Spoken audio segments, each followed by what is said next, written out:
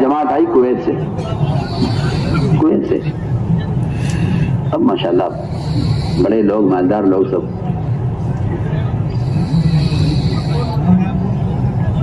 انہوں نے آ کر بتلایا کہ جی ہم نے نظام الدین کی ہدایات سنی ہے کہ موبائل سے آ کے رکھنا ہے.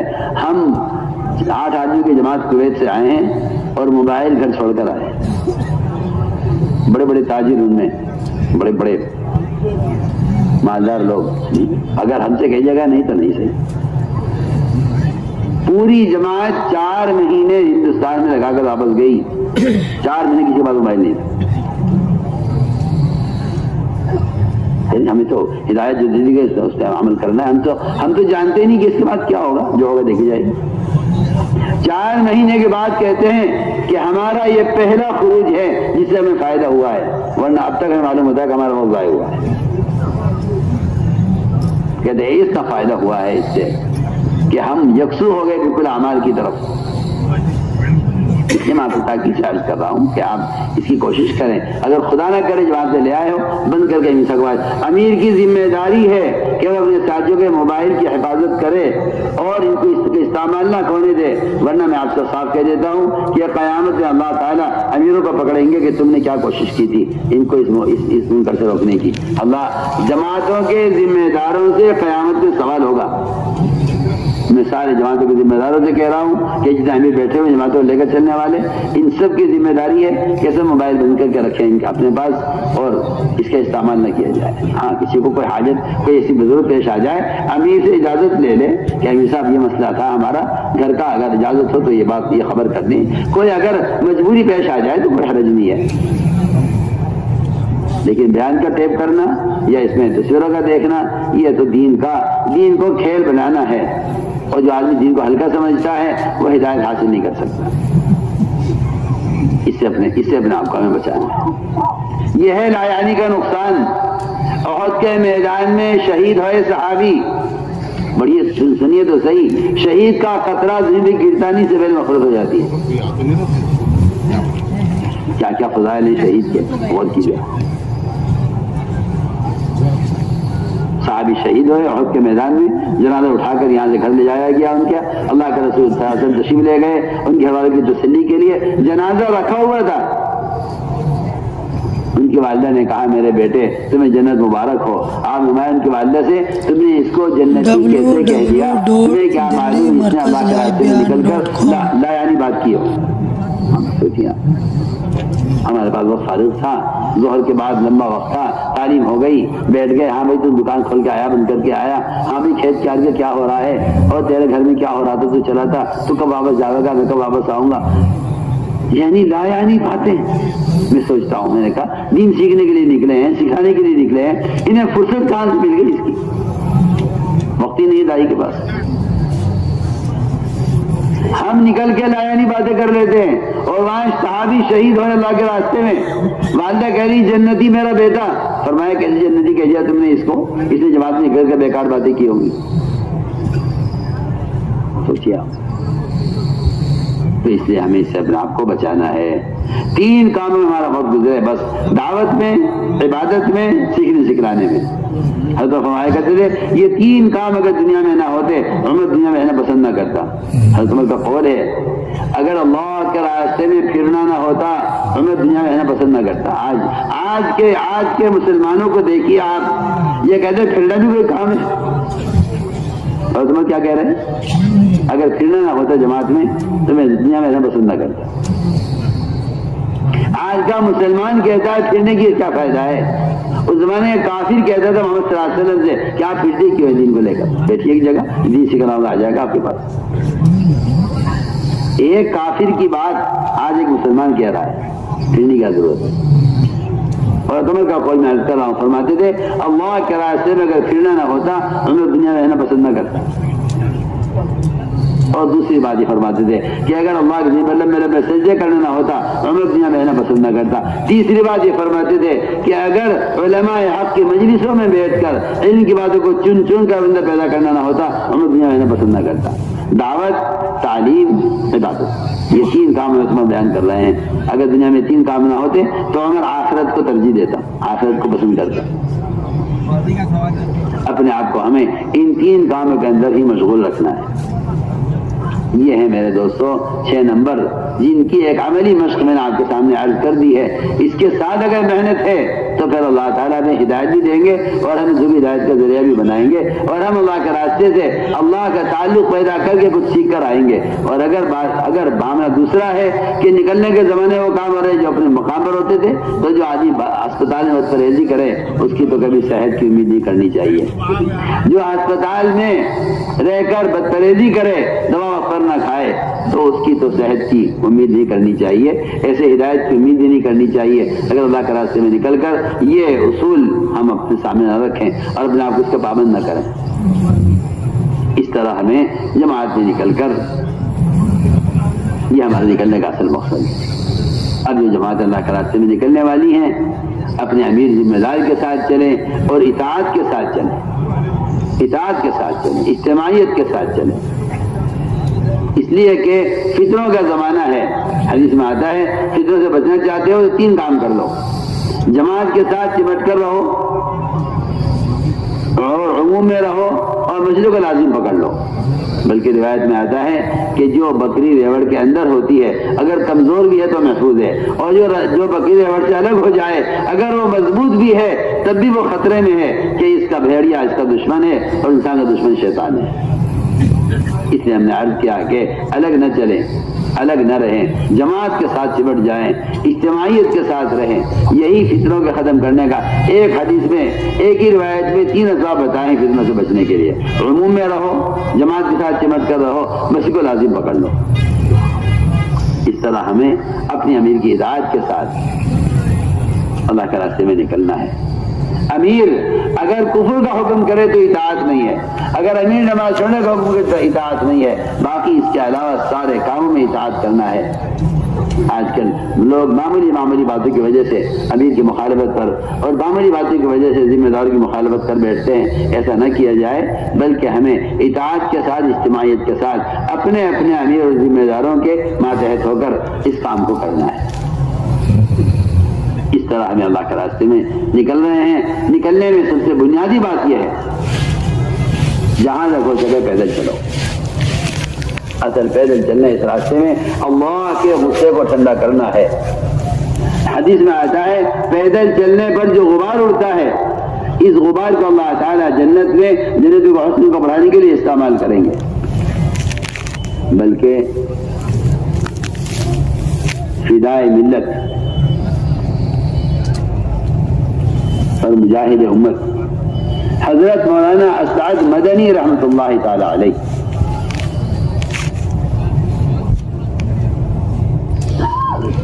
ایک سفر میں تھے، کسی مہم میں سفر میں جا رہے تھے، گاڑی میں کسی دیہات سے گزر رہے تھے یا کسی کچے راستے سے، تو غبار آنے لگا، تو ان کے خادم نے جلدی سے دروازہ بند کیا، وہ کھڑکی بند کی شیشہ گاڑی کا۔ وہ کیا کر رہے ہو؟ کہ جی غبار آ رہا ہے، غبار۔ حضرت نے فرمایا کہ اللہ کے راستے کا غبار یہ جہنم کی آگ کو حرام کر دے گا، اور اللہ کے راستے کا جو غبار ہے، اس غبار کے بقدر حدیث میں آتا ہے کہ مشک دیا جائے گا ہر نکلنے والے کو، اور حدیث میں آتا ہے کہ اللہ کے راستے کا غبار جنت کے حسن کو بڑھانے کے لیے بطور پاؤڈر کا استعمال کیا جائے گا۔ دمائیں کھولنے شیشہ، اس غبار سے نفرت نہ کرو۔ حدیث میں آتا ہے آپ صلی اللہ علیہ وسلم چلے تھے صحابہ کے ساتھ، ایک صحابی الگ ہو کر چلنے لگے، فرمایا یہ ادھر بھی جا رہا ہے، ساتھ بھی نہیں چل رہا ہے۔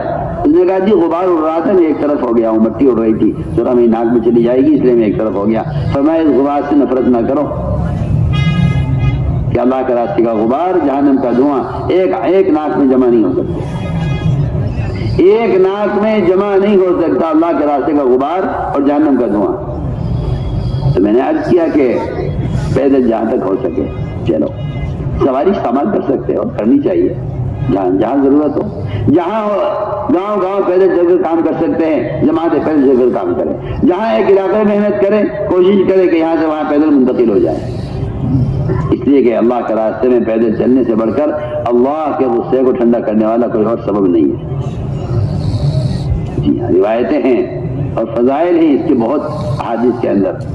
صحابہ نے جیسے ہی سنا پیدل چلنے کی فضیلت سارے صحابہ سواری سے نیچے اتر گئے. حدیث میں آتا ہے سب صحابہ سواری پر سوار تھے. حضرت جابر بن عبداللہ رضی اللہ تعالیٰ عنہ سواری کو لے کر پیدل چل رہے تھے. لوگوں نے کہا جابر تمہاری سواری بیمار ہے کہ نہیں؟ سواری کیوں نہیں ہوتے؟ پیدل کیوں چل رہے سواری ہوتے ہوئے؟ کہا میری سواری بیمار نہیں ہے اور مجھے سواری کی ضرورت بھی ہے، لیکن میں نے اللہ کے نبی کو فرماتے ہوئے سنا ہے جو اللہ کے راستے میں پیدل چلتا ہے اس کے لیے جانب جگہ حرام کر دی جاتی ہے.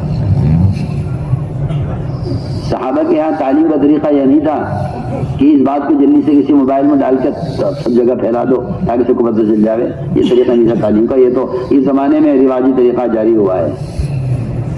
صحابہ کے زمانے میں تعلیم کا طریقہ یہ تھا کہ جس بات کو ایک آدمی سن رہا ہے وہ چاہتے تھے کہ یہ بات سب سنیں. کیونکہ تبلیغ کا حکم ہے. تبلیغ کا مطلب یہ ہے جو آپ اپنی زبان سے خود جا کر پہنچائیں وہ تبلیغ ہے. جو آپ اخبار رسائل سے بھیج رہے ہیں یہ تبلیغ نہیں ہے. یہ تبلیغ کوئی تبلیغ نہیں ہے. حضرت صحابی جنہوں نے سوال کیا تھا جنہوں نے یہ دور چلے گئے اور دور جا کر انہوں نے دوبارہ سوال کیا.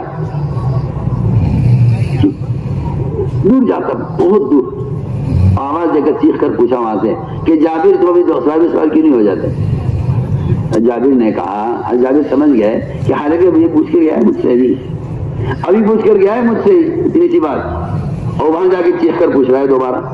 وہ سمجھ گئے کہ میں چیخ کر جواب دوں گا اس کو. یہ چاہتا ہے کہ سب سن لیں. یہ سب کو سنوانے کے لیے دوبارہ سوال کر رہا ہے دور جا کر. انہیں چیخ کر کہا کہ میری سواری بیمار نہیں ہے. میں نے اللہ کے نبی کو فرماتے ہوئے سنا ہے جو اللہ کے راستے میں پیدل چلے گا اس کے جانے جگہ حرام کر دی جائے گی. اس بات کو سن کر سارے صحابہ سواری سے نیچے اتر گئے. فرماتے ہیں کہ اس دن سے زیادہ پیدل چلنے والے کبھی دیکھے نہیں گئے. یہ ہے فضائل اللہ کے راستے میں پیدل چلنے کے. جس جماعت کا جہاں کا رخ بنا ہے وہ جماعت وہاں جائے. ٹرین میں بس میں دعوت دیتے ہوئے جائیں. دنیا کی باتیں ہرگز نہ کریں. دنیا آگے کے سامنے شیطان لاوے گا نقشے سامنے. یہ اللہ کے راستے میں نکل رہا ہے کہیں اس کا یقین اللہ کی ذات پر نہ آ جائے. شیطان خود یاد دلائے گا چیزیں نظر آئیں گی خود نقشے نظر آئیں گے. ہر نقشے کا انکار کرو قدرت کے مقابلے میں. ہر شکل کا انکار کرو قدرت کے مقابلے میں. ایمان سیکھنے کے لیے لازم ہے اللہ کے ماسوا کا تصوروں بھی انکار کرنا. تصور میں بھی اس کے سوا کا انکار کرو اور ظاہری بھی اس کے غیر کا انکار کرو. اس طرح ہمیں ٹرین یا بس میں جہاں ہم سفر کر رہے ہیں اپنے قریب والوں سے ملاقات کریں، دعوت دیں. ٹرین میں بس میں سب ساتھی اپنی اپنی سیٹوں پر رہیں. یہ آج کل ایک نئی بیماری چلی ہے کہ بھائی ہم جماعت ہیں ٹرین میں سفر کر رہے ہیں ہم کیونکہ ہمیں نمازی پڑھنی ہے تعلیم بھی کرنی ہے اور مذاکرہ بھی کرنا ہے. ارے بھائی صاحب آپ سے درخواست ہے ذرا آپ ٹکٹ ہمیں تبدیل کر لیجئے آپ وہاں چلے جائیے ہمیں یہاں آ جائیں گے تاکہ ہماری جماعت ایک ساتھ رہے. میری بات آپ کان کھول کے سن لیجئے ایسا کرنا جائز نہیں ہے. اس کی سیٹ اس کا حق ہے. اس کی سیٹ اس کا حق ہے. آپ نے پہلی بے اصولی کی ہے پہلی بے اکرامی کی ہے آپ نے کہ آپ اس سے کہہ رہے ہیں کہ جگہ تبدیل کر لیجئے میں یہاں رہوں گا آپ ہمارے ساتھ ہی یہاں آ جائیں. کیوں؟ ہمیں تعلیم کرنی ہے. کس نے کہا آپ سے تعلیم کرنے کو ٹرین میں؟ ٹرین تعلیم کی جگہ ہی نہیں ہے. ٹرین آپ سفر میں ہیں اپنی سیٹ پر ہیں. آپ ٹرین میں بجائے مسافروں کو پریشان کرنے اور ان کی جگہیں تبدیل کرنے کے ان کی سیٹ بدلنے کے آپ اس سیٹ پر رہیں. آپ ٹرین میں اکیلے بیٹھے ہیں ٹھیک ہے ذکر کریں تلاوت کریں کتاب کھول کر خود پڑھنے لگیں. برابر والا آپ کو ماشاءاللہ مسلمان بھائی ہے آپ اس کو دعوت دیں اسے ایمان یقین کی بات کریں اس کو نماز کی اہمیت بتائیں اس کو آخرت کا فکر دلائیں. بہت کام کرنے کے ہیں. کیوں آپ کو کس نے کہا ٹرین میں تعلیم کرنے کو؟ میں کہہ رہا ہوں ٹرین تعلیم کرنے کی جگہ نہیں ہے. تعلیم کا حلقہ لگتا ہے اور حلقہ لگانے کی گنجائش نہیں ہے. آپ اگر تعلیم کا حلقہ لگائیں گے تو آپ کو لامحالہ مسافروں کو پریشان کرنا پڑے گا. آپ وہاں بیٹھ جائیے آپ یہاں بیٹھ جائیے اس کی کوئی ضرورت نہیں ہے. اس کی کوئی گنجائش نہیں ہے. ہر مسافر اپنی سیٹ پر سفر کرے اور ہمیں چاہیے کہ مسافروں کا اکرام کریں ان کو خیال کریں. حضرت مدنی رحمۃ اللہ علیہ ٹرین میں سفر کر رہے تھے. ایک انگریز اٹھ اٹھ کر گیا ان کے پاس سے. انگریز نے ان کا نام سنا ہوا تھا, شکل سے جانتا نہیں تھا. لوگ ان کے کارناموں سے کانپتے تھے, ان کی بات, ان کے کارناموں کو سن کر. انگریز اٹھ کر گیا, جا کے دیکھا بیت الخلا بھرا ہوا ہے گندگی سے, گھسنے کی جگہ نہیں ہے, پیر رکھنے کی بھی جگہ نہیں ہے. واپس آ گیا. تو سمجھ گئے کہ جہاں سے واپس آیا ہے بیت الخلا صاف نہیں ہے. حضرت مدنی اٹھ کر گئے اور بیت الخلا اندر سے بند کیا اور پورا بیت الخلا گندگی سے صاف کیا اور صاف کر کے واپس آئے اور انگریز سے کہا اب آپ جا سکتے ہیں. آپ سمجھتے ہیں کہ یہ تلواروں سے اور جو ہے تیروں سے جہاد ہوتا ہے کہ نہیں؟ جہاد اخلاق سے ہوتا ہے. جہاد اخلاق سے ہوتا ہے, تیروں سے تلواروں سے نہیں ہوتا. جہاد اخلاق سے ہوتا ہے. وہ گیا, جا کے دیکھا تو بیت الخلا بالکل صاف دھلا ہوا. آ کر پیر پکڑ لیے. حضرت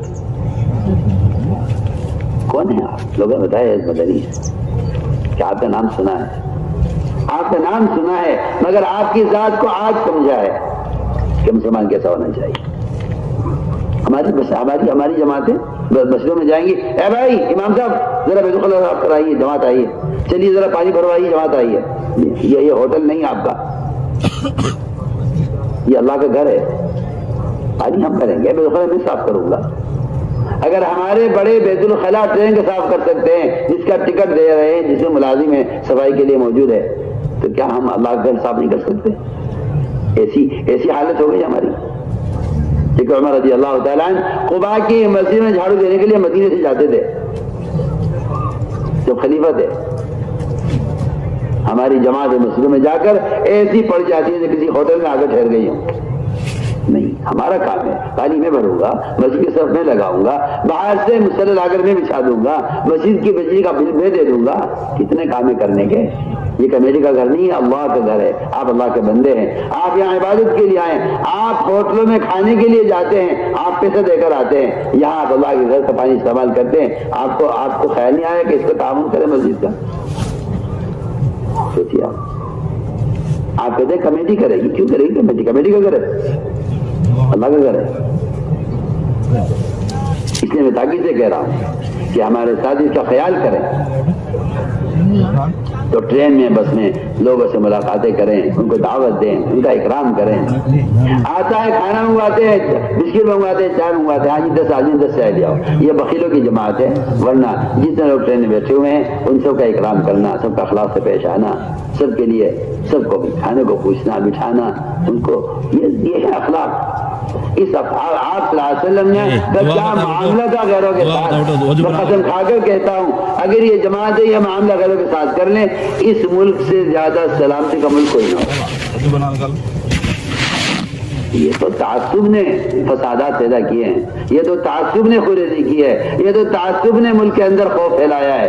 ورنہ میں اللہ کی قسم کھا کر کہتا ہوں, ہماری پھرنے والی جماعتیں اگر اپنے اس ملک کے بھائیوں کا اکرام کریں تو انہیں پتہ چلے گا کہ اخلاق کیا ہیں. مگر کیا کریں, اور ہماری جماعتوں کو ہوش ہی نہیں ہے اس کی. ایسی مست ہیں اپنی ضروریات میں کہ انہیں اس کا خیال نہیں آتا کہ پہلے میں اس کو پانی پیش کر دوں, پہلے میں اس کو چائے پیش کر دوں. اس تعصب کا کوئی علاج نہیں اللہ کی قسم سوائے احسان و اکرام کے. اس تعصب کا کوئی علاج نہیں ہے سوائے اکرام اور احسان کے. اگر مسلمان غیروں کے ساتھ اکرام اور احسان کا معاملہ نہیں کرے گا تو یہ تعصب کا شکار ہوگا. ہم آپ سے وہ تاکید سے کہہ رہے ہیں, آپ جماعت میں نکل رہے ہیں, یہ جماعت میں نکلنا صرف کلمہ نماز سیکھنے کے لیے نہیں ہے. یہ جماعت میں نکلنا اپنی مسلمان وہ اخلاق پیش کرے, اخلاق محمد صلی اللہ علیہ وسلم, کہ جس کے نتیجے میں حق ظاہر ہوتا ہے اور جس کے نتیجے میں اسلام کا تعارف ہوتا ہے. آپ کتابوں سے اسلام پھیلانا چاہتے ہیں, میں تو بار بار